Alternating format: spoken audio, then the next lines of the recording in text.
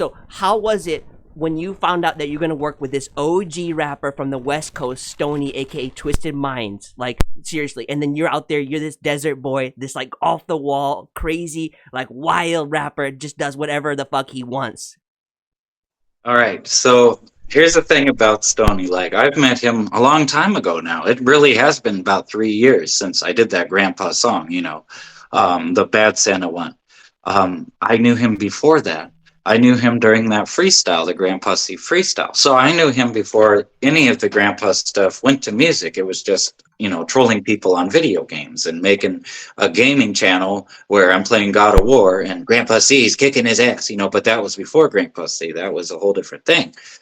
So I met Stony through the Dream Team with Mosh and everybody on the Discord, that fucking gigantic team where Chrissy B was there, like D Payton was there. Like, that's how I met all of these motherfuckers, because you introduced me to Mosh.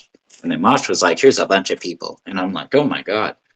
So Stony, I listened to his music a lot. And I was like, dang, like, I love this because, like earlier, I said, I named West Coast rappers other than Eminem, and I don't think, yeah, Logic's East Coast, I believe. I can't even think right now where he's from. But I love Dr. Dre. I love like a lot of Tupac, like all these West Coast, Easy E. And hearing Stony, I'm like, yeah, like this makes me want to get into lowrider kind of type shit, and drink some Dos Keys and like all this. But he was so good.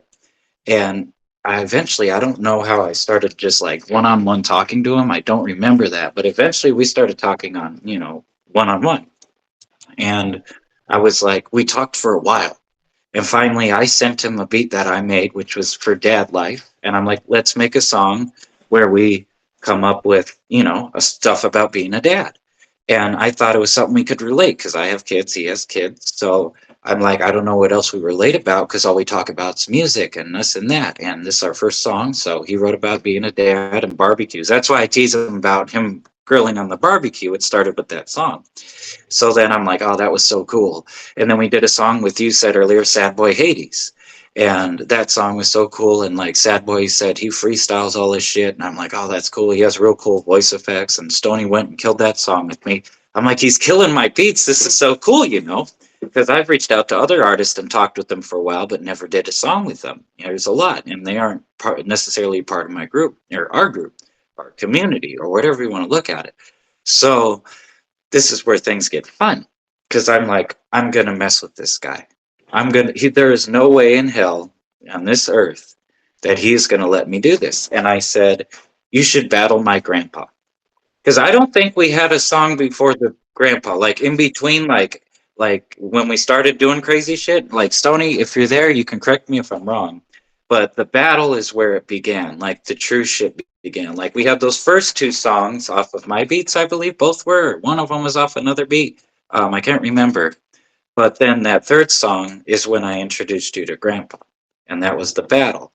I don't think it was the ride. Let's Ride. We got that song, Let's Ride, and I love that song. But I think Let's Ride came after. I really do. I'd have to look. Either way, the battle is where I knew I'm going to test the limit. So he goes in there, he's talking about Grandpa, old man, you getting your ball sack and all this, and these great stuff. And I'm like, nothing he's saying is too abnormal, because he's making it sound not too abnormal. Like, he's so good. And like, if Snoop Dogg were to diss someone, he would be saying shit like this, like any of these guys rap. I'm like, so I got to do it my way. Tony Baloney got nipples like pepperoni, pizza, rice-a-roni, and I'm like, I'm rapping about all these foods, and I'm just attacking him in like all these weird, nasty ways. And I'm calling him a cat, and then I pull up Barney the dinosaur called Purple Dino Whore and saying they sleep together and all this crazy, nasty, fucking amped up shit. And he keeps it real genuine. And I sent it to him, and I'm sitting there like, he's either going to say no, he's either going to be like, just gone, because it's so absurd, And maybe it was Let's Ride too. That's why I'm not sure which one, because they came out close together. But he's like, dude, this is so silly, hilarious. I love it, And I'm like, okay, he says it's silly, hilarious. Next thing you know, it's on his channel. Well, then let me rewind. Next thing you know, he sends me a Google Drive with the video.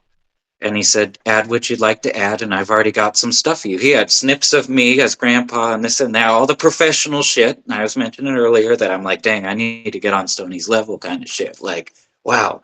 And then I green screened myself. I got the cane, I got the grandpa hat, and I'm sitting there because I listened to it so much because I was so proud of it. And he said he liked it. So that means I could like it now. It's like, yes, it's cool. He's not upset by it. I don't have to cry, you know. I'm like, this shit's so funny, you know.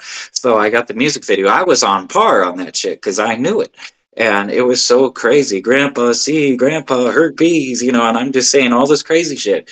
And he drops it on his channel. He's got all these watchers and people sitting there laughing in the comments saying, hell yeah, you know, his channel's so much bigger than mine. And back then it was way bigger than mine because I didn't have that many subs back then. Like that's before I started taking off working with you. And, you know, I was probably breaching 100. And just seeing all those people react and then being with Stony and him having the confidence to release something so different with me. And I felt the exact same way with Let's Ride. Because that song is cool though. But I still throw in some crazy fucking lyrics. I'm not attacking him, it's not a battle. But I threw in some crazy ass fucking lyrics and he just loved it. And then here we come out with Nuts and Blunts, you know, because D-Pain's now a part of us. And then, you know, you're sitting there like, hey guys, get on this, get on this. And then we're just a unit. So, and then Stony dropped his album. I'm on 4 songs on his latest album. And I was just like, you put me on 4, bro? Like, I'm smiling ear to ear. I'm like, shit. Like, that is so cool because you listen, it's such good music, such high quality, such high production. Stony takes his time. There's no mistakes in a Stony song. He's not making mistakes. I'm making mistakes. But the way I make them, you wouldn't know they were a mistake, or it's just funnier that way, and I didn't want to fix it. I'm like, you know, Grandpa struggling to get fucking words out is kind of funny. So I leave it. I'm like, this fits it. This fits the persona I'm building. And to see Stoney just support that and then just continue to send me songs to rap on and just all these different things. It's just like, wow. And he tells me his story on his fact he could have just said fuck it all, got signed, got made money, you know, whatever route that would have went, but multiple times. And I hear it and I believe it because you can hear it. His lyrics are perfect. Like every song, he fits them so well. He has a lot of songs now. I haven't noticed any dupe lyrics, and a lot of artists I reuse lyrics sometimes. I'm like, that song sucked. I'll use it on something else someday. You know, that's a killer lyric on a wasted song. I'm gonna put it on a good song. You know, you don't hear that with Stoney. He's so creative. He comes up with different ways to say the same thing, but writing different words. His cadence is awesome. The way he sings and raps, where he'd be like, hey, don't you, and I'm just sitting there like, wonder how many tries. How many tries, Tony? And it's like I'm sitting here rushing, and then like when I have more time, and you guys are sending me tracks back to back, I'm in here and I'm just done. Okay, next. Stony, you get a finished full fucking project. Like, oh my god, it's like ripped up, wrapped up, and with a gold bow tied on top, and it's like, here you go, bro. And it's like, and when I heard his first, because he has 2 different verses for Deep Pain, Where'd You Go? I heard the first one and I'm like, he is killing this shit. Then I heard the second one and I'm like, making me tear up on this shit. Like the first one was like total badass rapper motherfucker, come back, man. We need you, homie. Get the fuck back here. And the other one was more sensitive and just beautiful. Just, hey, man, yeah, I need you to have. And you feel the emotion from him. And I'm like, I'm happy you changed it because the emotion is like I said earlier, like that's an important thing. Feeling that emotion with others, not lonely. And D-Pain could hear that and be like, oh, Stony really cares because he hears Stony being badass, he'd be like, that's cool, Stony. You know, I might come back. But I feel like that he actually used emotion and got sad with it and actually fit that attitude. Like, that's where I was like, that's the first time I heard Stony change something like that. And it was so different from the first time, but both were perfect. But I think what he did right there just fit it the best. And that final version of it where he's rapping in there and then the ending of it talking to him, I'm like, give this man a fucking Oscar. Holy shit. Because he could have got an Oscar for the first one too, but the second one, it's like he added a little more on the end and stuff. But I'm like, this man is unstoppable. Like, shit. and the rolling through my hood. Oh my! And then the ghetto Christmas one, he just hits it with the bass. He just rides it. And then that one, I lose it. D-Pain's in there slaying this fucking bar. I'm just like, oh, I can't. I'm so happy I get to post this song again. But Stoney came up with the Four Horsemen marching, and he wrote that whole hook. The horsemen go march. What the? And his verses on that are just like what? You know that it's a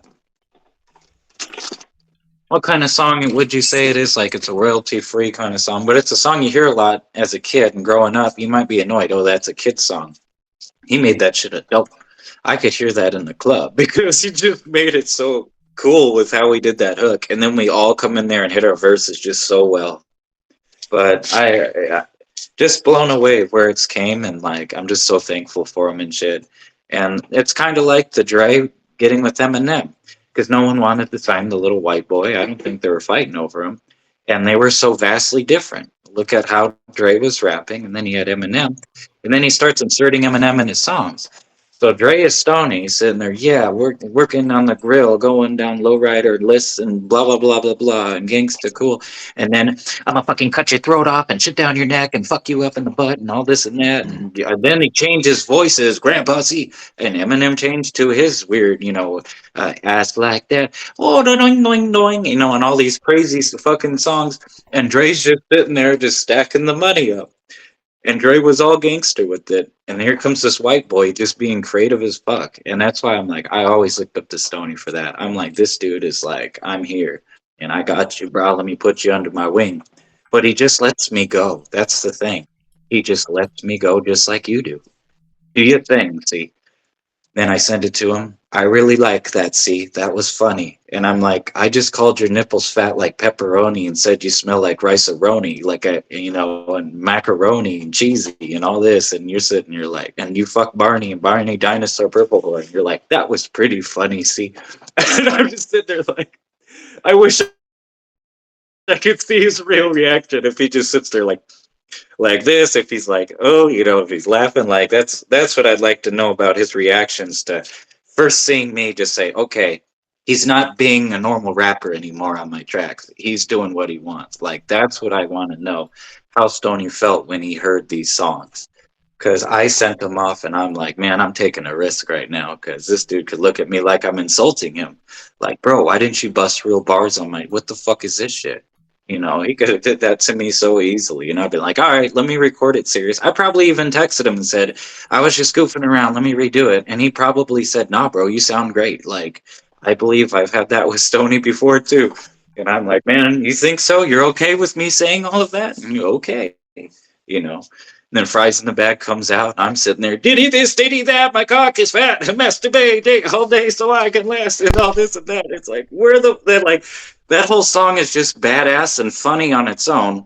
And then out of nowhere, curveball, boom, Grandpa, diddy this, diddy that. My cock is fat and so is my ass. I masturbate all day so I can last.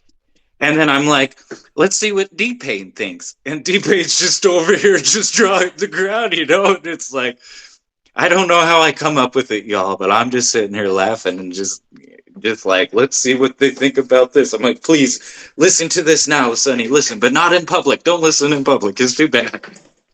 Nuts and Blunts too. They're cruising. They're rapping. They're cruising. You're singing the hook.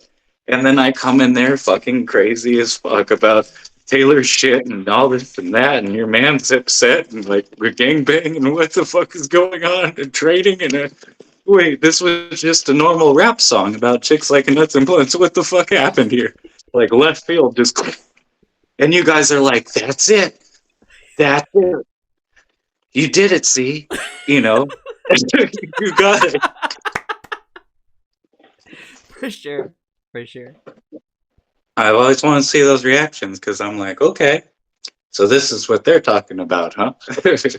And that is the story of C, how he met Stoney and what he thinks about it. Thank you all. We are clipping that. Thank you, C. I think Stoney was here too. And so Stoney, that's cool. We need your response video. Yeah, we need a response. All right, ending clip now.